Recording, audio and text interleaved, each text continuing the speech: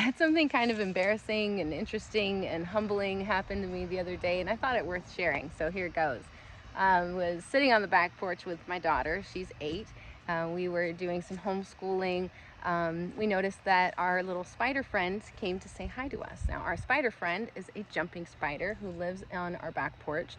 Jumping spiders, if you don't know, are very inquisitive, generally not as fearful of humans as other spiders. They are territorial, so they stay in the same area for their lives, and they remember faces. So the one that we are friends with comes up to us, we can it'll jump up on our finger, and it's really cool. So we're sitting there, we acknowledge our friend, it's hanging out with us for a few minutes, it goes about its way, we go about ours. My daughter comes and sits in my lap, we're hanging out.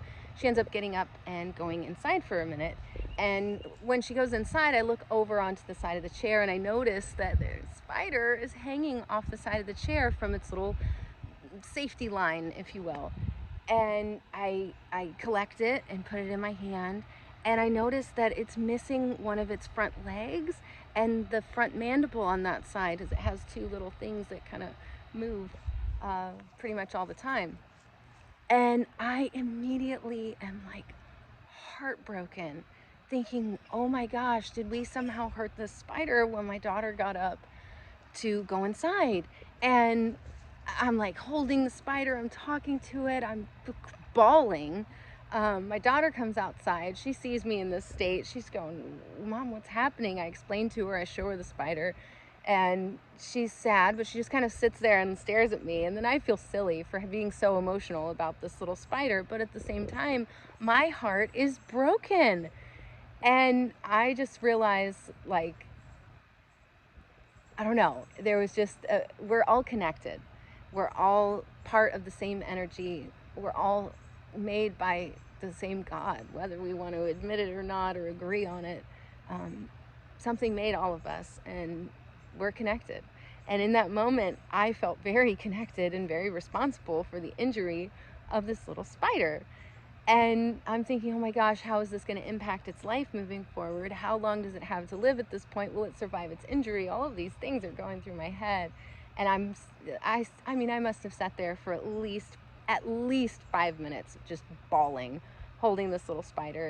And finally I got it to crawl off to a safe area, and I went inside and did some things to self-regulate and get myself back into a normal state of being. And I asked my daughter, once I was calm a little bit more, I said, do you think I'm silly for caring so much about this little spider? And she said, no, Mom, if anything, I think I love you more for it. And of course, I felt silly then for feeling silly at all, and setting the example of being insecure rather than confident in my emotions and who I am and how I feel about things. And so then there was another layer added to everything that was already going on. And next thing that I do, I go outside, I look on the table, and there is our spider friend with both of its mandibles and all of its legs. And I realize there are 2 jumping spiders. And I have no idea if we're responsible for the injury or not.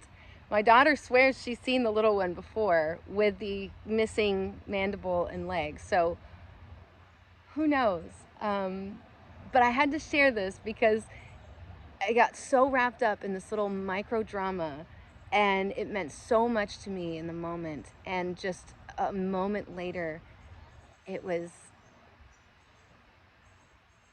all like almost for nothing. And it was very humbling to have all of this happen, and to hear my daughter say how much she cared for me because of how much I cared for that little spider, or spiders, I guess.